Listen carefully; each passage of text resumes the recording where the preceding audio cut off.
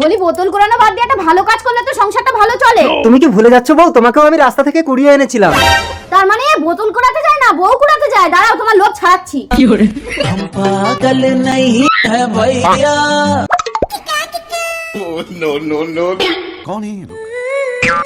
আজ বোতল কুড়াতে এসে আবার একটা বউ পেলাম। আমি বউ না, আমি মায়াপরি। মায়াপরি, আমাকে আশীর্বাদ দাও, আমি যেন অনেক অনেক বড় লোক হয়ে যাই। আমি তোকে আশীর্বাদ দিলাম, তুই হাগলেই সোনা হয়ে যাবে। কি?